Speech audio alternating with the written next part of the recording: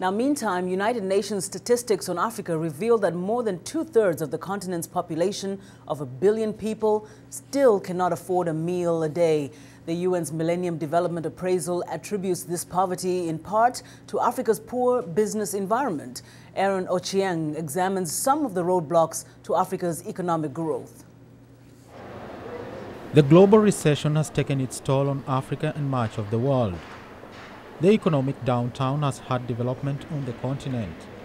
According to a recent United Nations Millennium Development Goals appraisal, Africa's rate of gain lags behind all other developing regions. And according to Carl Omasola of US-based Global Insight Solution, Africa's lack of progress has much to do with its leadership.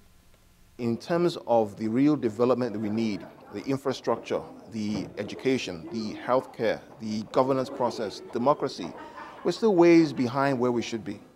If you look at places like the US, in Europe, even in China, there is some sort of governance that's transparent.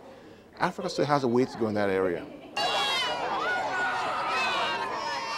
Africa is a continent overflowing with natural resources, but half its population of 1 billion people is living on less than $1 a day.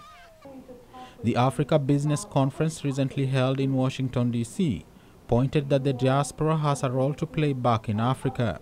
The challenge of the perception of Africa falls with us Africans. We need to change that ourselves by being in touch, by presenting the true picture, not only the negative. If you find a good job here, you don't have to clamp down on Africa just because you found a good job, because other people have good jobs where you come from. The continent, widely regarded as the world's last frontier market, has attracted significant business interest from China in the recent past. Rwanda, for instance, has recovered from genocide to offer better political leadership, conducive for investors. But should Africa rely on external help to solve her problems? And what exactly should be the starting point? I think infrastructure is key.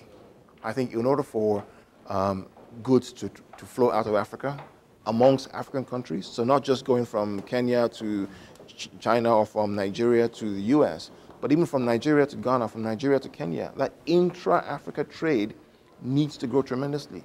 And there is no highway that connects Nigeria to Kenya, is there? None. There should be one. Corruption and bad governance does exist, but it's not in all the countries of Africa. You know, some countries really haven't had corruption. Some countries have had good governance, so it's not all the countries. And corruption is not only restricted to Africa. Any discussion of poverty in Africa includes the topic of corruption.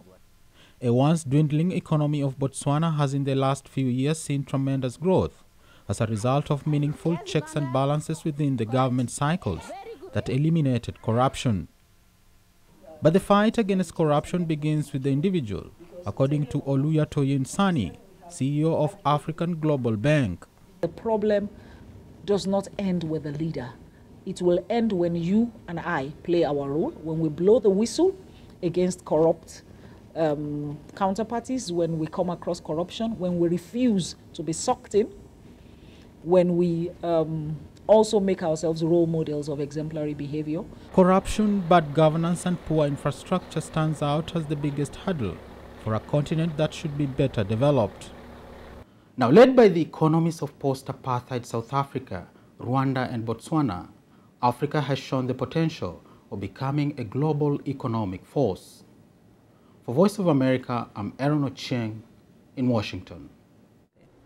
Now, for more information on any of today's stories, please visit us online at voaafrica.com. You can also visit us on Facebook. Just search for In Focus.